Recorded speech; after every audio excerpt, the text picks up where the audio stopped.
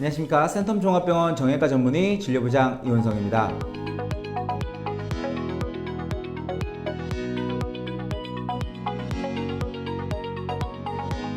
오늘의 주제, 하지 정맥류입니다. 나이가 들어서 다리가 무겁다면 하지 정맥류를 의심해 볼 수 있는데요. 오늘은 하지 정맥류의 전문가, 흉부외과 정현철 과장님 모시고 이야기 나눠보도록 하겠습니다. 소개 부탁드립니다. 안녕하세요. 센텀 종합병원 정현철입니다.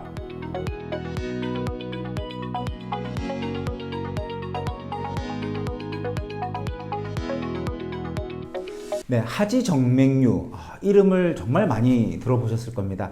하지 정맥류라는 그 이름 때문인지 이 병이 하지를 다루는 과가 아닌 흉부외과에서 다루는 질환이라는 것 자체는 조금 생소한데요. 다리, 하지가 붓고 아프다라고 해서 저한테 오시는 분들이 굉장히 많아요. 정형외과라는 건 이제 관절, 근육, 신경을 보는 과인데 그런 부분들이 다 괜찮은데 다리가 아프고 붓고 하는 경우가 있습니다. 이런 경우 우리가 하지 정맥류를 의심해 볼 수 있는데요. 하지 정맥류 도대체 어떤 질환인지 우리 흉부외과 정현철 과장님이 설명을 좀 도와드리도록 하겠습니다. 하지 정맥류는 우리 다리의 피부 가까이 있는 표제 정맥에 이상이 생겨서 혈액순환에 문제를 만드는 질환입니다.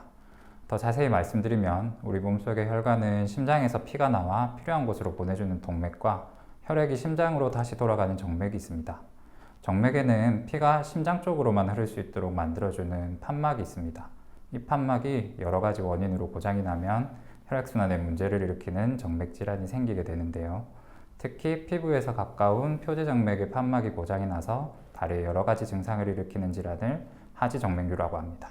예, 그러면 저희가 어떤 증상이 있을 때 이런 하지 정맥류로 의심을 해볼 수 있을까요? 대부분 환자분들이 느끼는 건 이제 피부에 혈관이 튀어나왔다. 그러면 무조건 하지 정맥류다라고 얘기를 하는데 맞는 말인가요?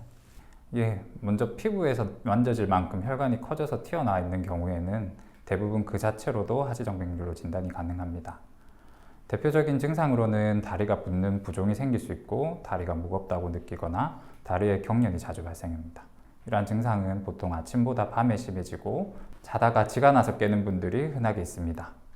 외에도 다리에 다양한 느낌의 통증을 느끼기도 하고 다리가 시렵다, 발목 주변의 피부 색깔이 변했다, 하지불안 증후군으로 오해되는 다리의 불편감 등 다양한 증상으로 나타나게 됩니다. 예, 이런 하지 정맥류는 도대체 왜 생기는 건가요? 하지정맥류가 생기는 원인은 유전적 요인과 생활습관 모두 영향을 미치는 것으로 알려져 있고 남자보다 여자에게서 더 흔히 생기는 것으로 알려져 있습니다. 가족 중에 하지정맥류가 있는 분이 있다면 더 잘 생깁니다. 생활습관도 하지정맥류 발생에 영향을 많이 미칩니다. 서서 가만히 있는 자세는 특히 하지정맥류에 좋지 않아서 오랫동안 서 있는 직업을 가진 모든 분들의 직업병이 하지정맥류가 될 수 있습니다. 가만히 오래 앉아 있는 자세도 좋지 않고요. 체중이 많이 나가는 분들도 하지정맥류가 잘 생깁니다. 이외에 다리에 수술을 받았다든지 정맥질환으로 치료받은 분들에게서 더 잘 생길 수 있습니다.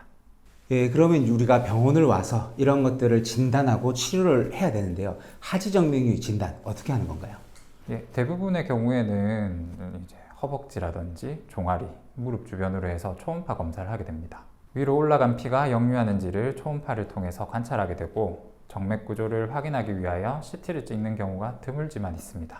그럼 이렇게 진단된 하지 정맥류 치료는 어떻게 하나요? 약으로 조절되는지, 운동으로 조절되는지, 수술이 필요한 경우는 없는지 이런 것들을 많이 물어보시거든요. 모든 혈관 질환에서와 마찬가지로 하지정맥류에서도 고장난 혈관이 정상으로 돌아오진 않습니다. 그러므로 이미 하지정맥류가 생긴 경우에는 운동으로 극복이 안 됩니다. 약을 먹고 관리를 해서 진행을 늦추고 증상을 조금 더 편하게 만들어줄 수 있습니다. 근본적인 치료는 고장난 혈관으로 더 이상 피가 흐르지 않도록 만들어주는 겁니다. 하지정맥류가 발생한 위치에 따라서 수술이나 시술 혹은 경화요법 등의 치료 방법을 통하여 시행하게 됩니다.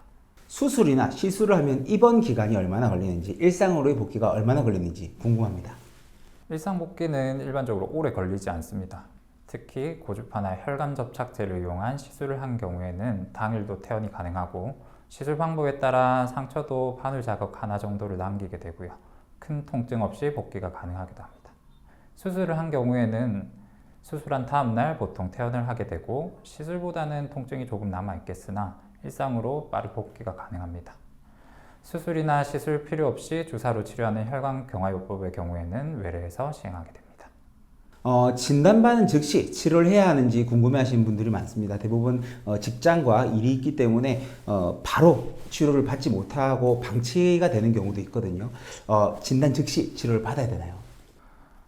환자분의 상태에 따라 다릅니다. 그래서 정맥 때문에 다리에 궤양이 생긴 분들이나 혹은 곧 생길 것 같은 위험 있는 분들 같은 경우에는 반드시 즉시 치료를 하셔야 됩니다.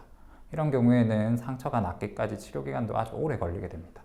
궤양이 없이 피부에 혈관이 튀어나왔다든지 다리가 많이 부어 있는 사람들 같은 경우에는 본인이 많이 불편한 시점에 치료를 하시는 것을 추천드립니다.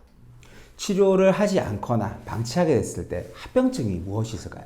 아주 급하게 생기는 경우는 드물지만 정맥에 핏덩어리인 혈전이 생겨서 통증을 느끼시는 분들이 있고요. 이 혈전이 깊은 혈관으로 진행해 심부정맥 혈전증을 일으키기도 합니다. 다리 피부가 단단해지는 경화증이 생기기도 하고 갈색으로 색소 침착이 생기기도 합니다. 피부 아주 가까이에 있는 커져 있는 혈관의 경우에는 갑작스러운 출혈이 발생해서 응급실로 오시는 환자분들도 있습니다. 네. 이런 무서운 하지정맥류 이걸 가능한 한 치료보다는 미리 예방을 하는 방법이 중요할 것 같은데요. 하지정맥류를 예방할 수 있는 생활 습관이나 운동법들이 있을까요? 오랫동안 서서 일하시는 분들은 다리에 부담이 가지 않도록 스트레칭을 자주 해주시는 것이 좋은데요. 가만히 서 있기보다는 걷거나 발목을 당겨서 혈액순환이 되도록 도와주는 것이 좋습니다.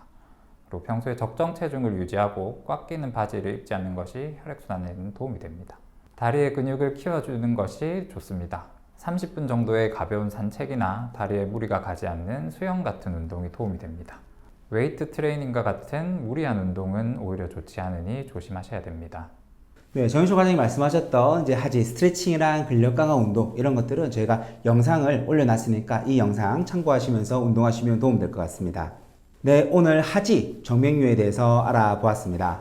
오늘 내용 도움 되셨습니까? 추가로 궁금한 사항이 있으시면 센텀종합병원 홈페이지 의료 상담 게시판에 글 올려주시거나 댓글로 남겨주시면 친절히 답변 드리도록 하겠습니다. 언제나 여러분의 건강을 책임지는 센텀종합병원이었습니다. 감사합니다.